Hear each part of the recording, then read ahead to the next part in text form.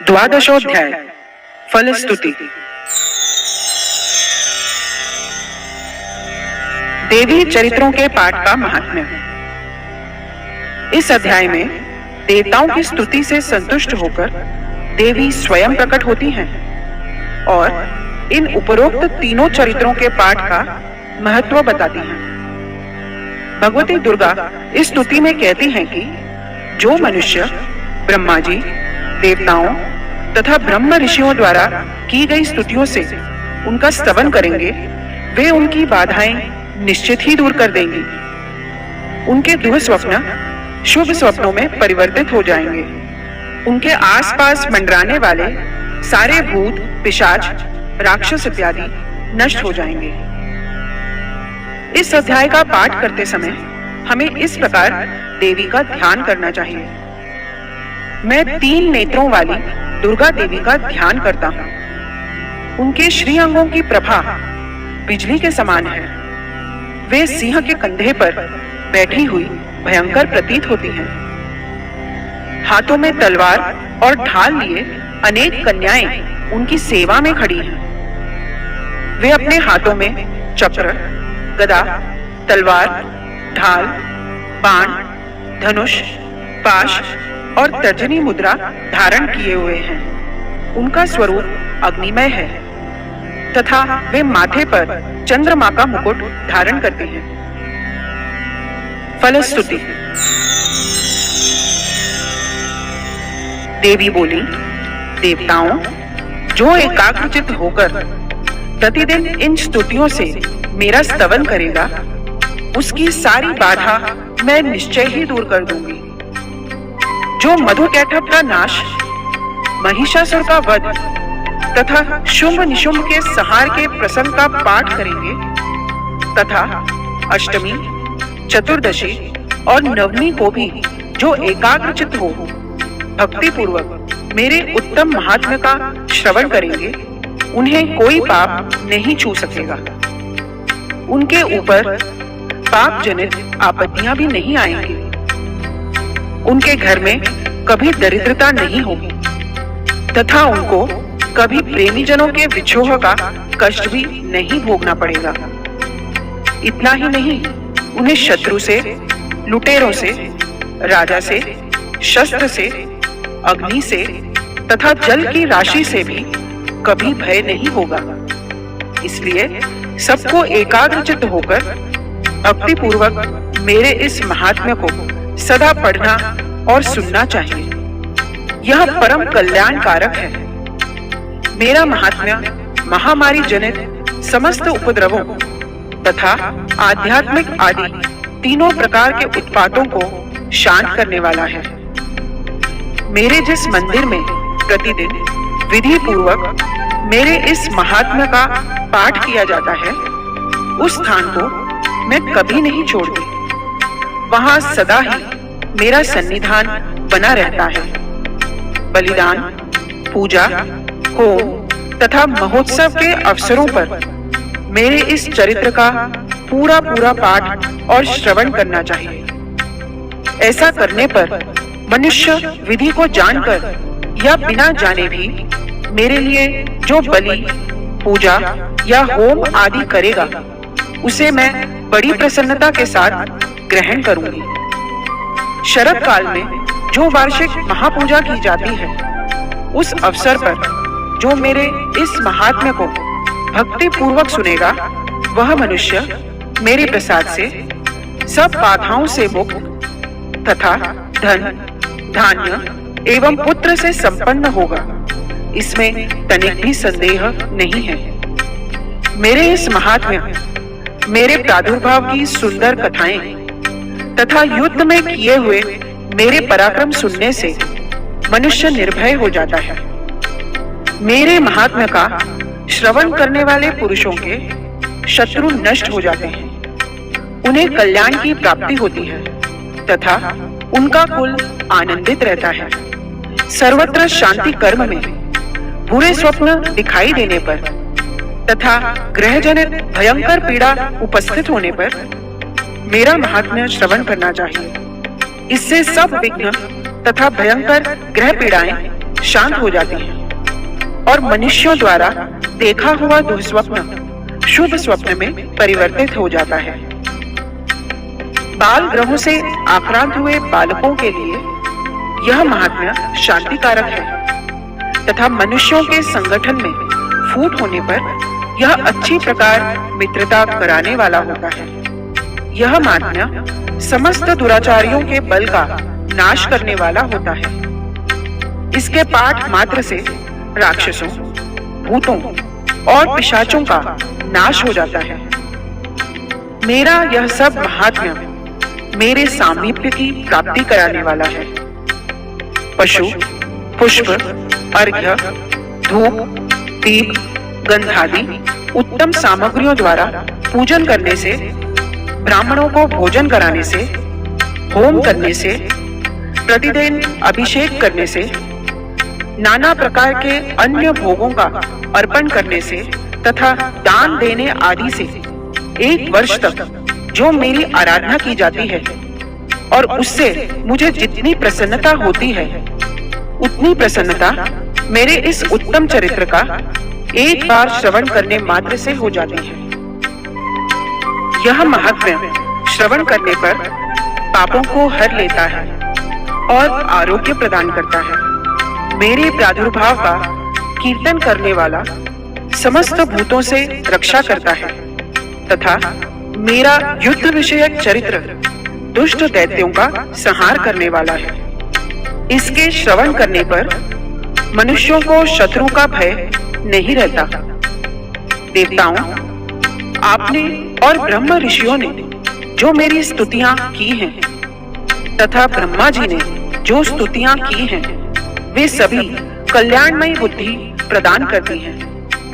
One में, सूने मार्ग में अथवा दावानल से घिर जाने पर, निर्जन स्थान में, लुटेरों के दाव में पड़ जाने पर या शत्रुओं से पकड़े जाने पर अथवा जंगल में सिंह, व्याघ्र या जंगली हाथियों के पीछा करने पर, कुपित राजा के आदेश से वध या बंधन के स्थान में ले जाए जाने पर अथवा महासागर में नाव पर बैठने के बाद भारी तूफान से नाव के डगमग होने पर और अत्यंत भयंकर युद्ध में शस्त्रों का प्रहार होने पर अथवा वेदना से पीड़ित होने पर, किंबहुना सभी भयानक बाधाओं के उपस्थित होने पर जो मेरे इस चरित्र का स्मरण करता है वह मनुष्य संकट से मुक्त हो जाता है।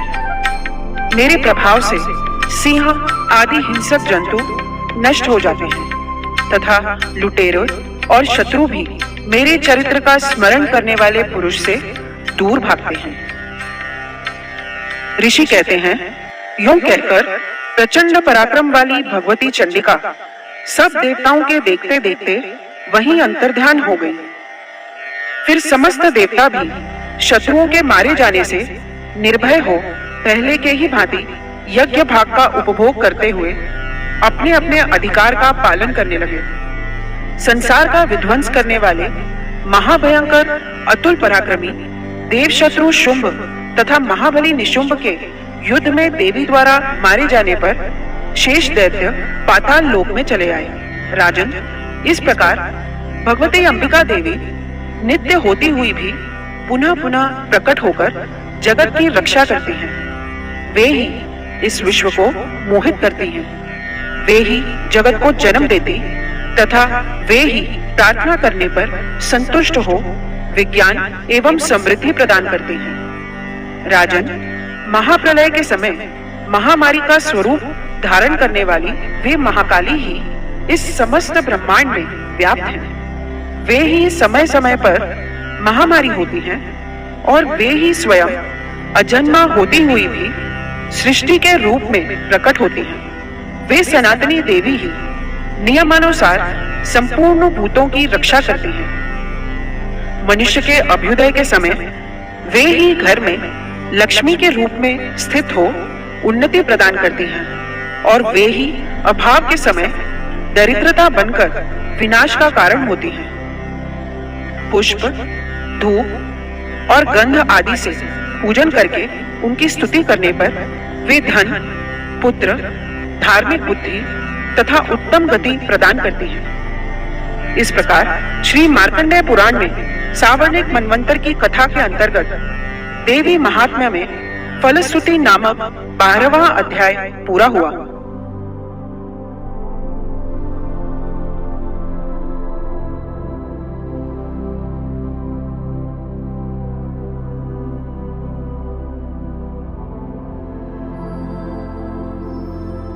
त्रयोदशोध्याय। सुरत और वैश्य को देवी का वरदान। इस अध्याय में देवी समाधि और सुरत की तपस्या से संतुष्ट होकर राजा सुरत को 8वें मनवंतर का स्वामी होने का आशीर्वाद देती है और समाधि नामक वैश्य को मोक्ष प्राप्ति के लिए ज्ञान प्रदान करती हैं। इस अध्याय का पाठ करते समय हमें इस प्रकार देवी का ध्यान करना चाहिए। जो उदय काल के सूर्य मंडल की सी कांति धारण करने वाली हैं, जिनकी 4 भुजाएं हैं और 3 नेत्र हैं, तथा जो अपने हाथों में पाश, अंकुश, वर एवं अभय की मुद्रा धारण किए रहती हैं, उन शिवा देवी का मैं ध्यान करता हूं। ऋषि कहते हैं, राजन, इस प्रकार मैंने आपसे देवी के उत्तम महात्म्य का वर्णन किया। जो इस जगत को धारण करती हैं, उन देवी का ऐसा ही प्रभाव है। वे ही विद्या उत्पन्न करती हैं। भगवान विष्णु की माया स्वरूपा उन भगवती के द्वारा ही आप ये वैश्य तथा अन्यान्य विवेकी जन मोहित होते हैं, मोहित हुए हैं तथा आगे भी मोहित होंगे। महाराज, आप उन्हीं परमेश्वरी की शरण में जाओ।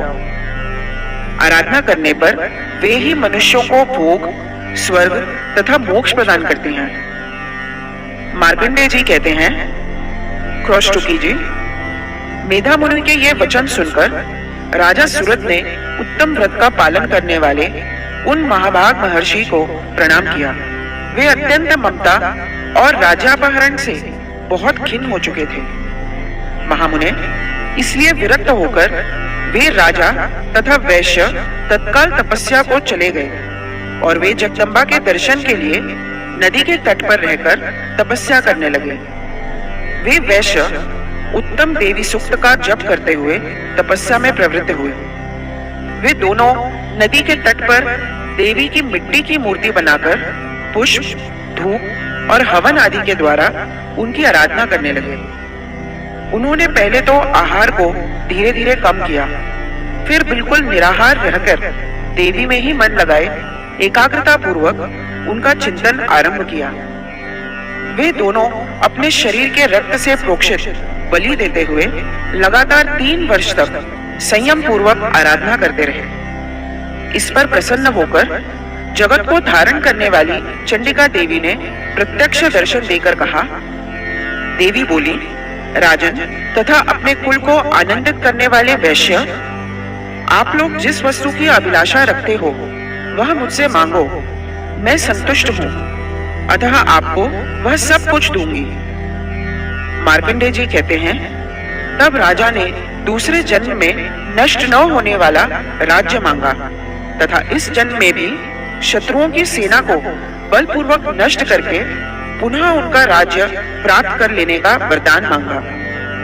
वैश्य का चित्त संसार की ओर से खिन्न एवं विरक्त हो चुका था और वे बड़े बुद्धिमान थे, अतः उस समय उन्होंने तो ममता और अहंता रूप आसक्ति का नाश करने वाला ज्ञान मांगा। देवी बोली, राजन, आप थोड़े ही दिनों में शत्रुओं को मारकर अपना राज्य प्राप्त कर लोगे। अब वहां आपका राज्य स्थिर रहेगा। फिर मृत्यु के पश्चात आप भगवान विवस्वान के अंश से जन्म लेकर इस पृथ्वी पर सावर्णिक मनु के नाम से विख्यात होगे। वैश्यवर, आपने भी जिस वर को मुझसे प्राप्त करने की इच्छा की है उसे देती हूँ। आपको मोक्ष के लिए ज्ञान प्राप्त होगा। मार्कंडेय जी कहते हैं, इस प्रकार उन दोनों को मनोवांछित वरदान देकर तथा उनके द्वारा भक्ति पूर्वक अपनी स्तुति सुनकर देवी अंबिका तत्काल अंतर्ध्यान हो गई। इस तरह देवी से वरदान पाकर क्षत्रियों में श्रेष्ठ सुरथ सूर्य से जन्म ले सावर्णी नामक मनु होंगे। इस प्रकार श्री मार्कंडेय पुराण में सावर्णिक मनवंतर की कथा के अंतर्गत देवी महात्म्य में सुरथ और वैश्य को वरदान नामक 13वां अध्याय पूरा हुआ।